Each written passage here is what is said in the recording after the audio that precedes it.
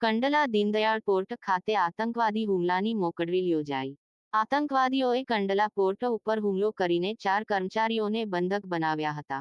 ગાંધીનગરથી આવેલા ચેતક ફોર્સ કમાન્ડોએ મોરચો સંભાળીને આતંકવાદીઓને ઠાર કર્યા. એક આતંકવાદીને જીવતો પકડીને પોલીસને હેન્ડ ઓવર કરતી ચેતક કમાન્ડો ફોર્સ.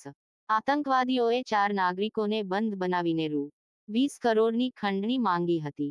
આતંકવાદી હુમલા જેવી ઘટનાઓમાં વિવિધ સુરક્ષા એજન્સીઓ તાલમેલથી કામ કરી શકે એ હેતુથી યોજાઈ મોકડ્રીલ. કચ્છના દીનદયાળ પોર્ટ ખાતે આતંકવાદી હુમલો થતાં અફરાતફરી મચી જવા પામી હતી. ગુજરાત સરકાર તેમજ કેન્દ્ર સરકારની વિવિધ સુરક્ષા એજન્સીઓ જેવી કે police, CISF, SOG, marine task force, intelligence units અને ચેતક કમાન્ડો ફોર્સ દ્વારા સંયુક્ત રીતે આ મોકડ્રીલનું આયોજન કરવામાં આવ્યું હતું. મોકડ્રીલના પૂર્વ આયોજિત પ્લાન મુજબ દરિયાઈ માર્ગે ખાડીમાંથી આતંકવાદીઓએ આવીને કંડલા પોર્ટમાં ઘૂસવા માટે એક બોટને બંધક બનાવી હતી. ક્રીકમાં શંકાસ્પદ એક્ટિવિટી જોતા જ CRPFનું પેટ્રોલિંગ યુનિટ સક્રિય થયું હતું. આથી આતંકવાદીઓ ફાયરિંગ કરતાં કંડલા પોર્ટની ફ્લોટિંગ જેટી થઈને આસિસ્ટન્ટ ટ્રાફિક મેનેજર ઓફિસ બિલ્ડિંગમાં ઘૂસી ગયા હતા. આ દરમિયાન અથડામણ થતાં CRPFની ક્વિક રિસ્પોન્સ ટીમે એક આતંકવાદીને ઠાર કર્યો હતો. ATR બિલ્ડિંગમાં આતંકવાદીઓએ પોર્ટના 4 કર્મચારીઓને બંધક બનાવ્યા હતા. આ બંધક બનાવ્યાની ઘટના જાણ થતાં મરીન પોલીસ સ્ટેશનની ટીમ આવી પહોંચી હતી.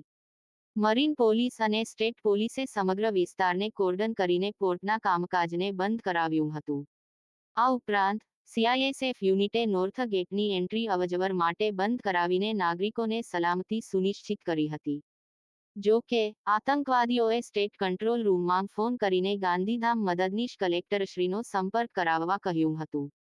આતંકવાદીઓએ કચ્છ જિલ્લા વહીવટીતંત્રના માધ્યમથી રાજ્ય સરકાર પાસે પોતાના મિત્રો, જે હાલ કચ્છની જેલમાં બંધ છે તે 4 આતંકવાદીઓને છોડવા, સરહદ ક્રોસ કરવા માટે એક હેલિકોપ્ટર આપવા અને રૂ.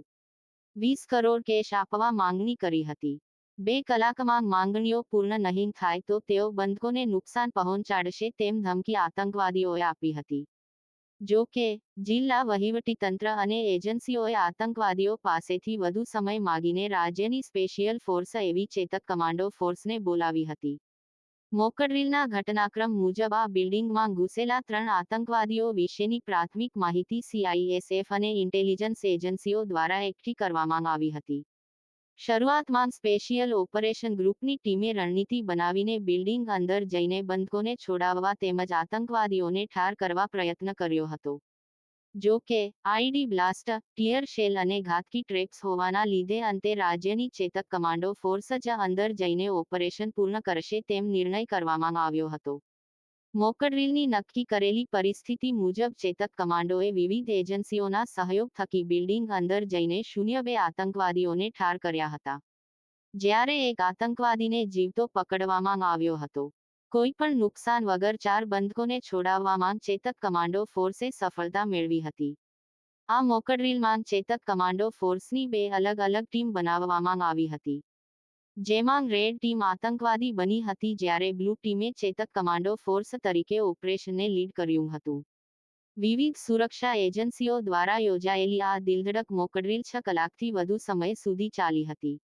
આ મોકડ્રીલમાં ગાંધીધામ મામલતદાર શ્રી રાહુલ ખાભરા, ચેતક કમાન્ડો ફોર્સના ડીવાયએસપી શ્રી ડી.વી. ગોહિલ અને કે.એમ. ઝાલા, પૂર્વ કચ્છ પોલીસના ડીવાયએસપી શ્રી એ.વી. રાજગોર અને શ્રી મુકેશ ચૌધરી, CRPFના deputy commandant Shri R V. Shrimali, Kandla પોર્ટના technical assistant Shri Apurva Jadeja, marine police station PIA.એમ. વાલા, SOGના police inspector D. Zala, state IBના પોલીસ ઇન્સ્પેક્ટર શ્રી મુકેશ સુથાર સહિત વિવિધ એજન્સીઓના ઉચ્ચ અધિકારીશ્રીઓ જોડાયા હતા.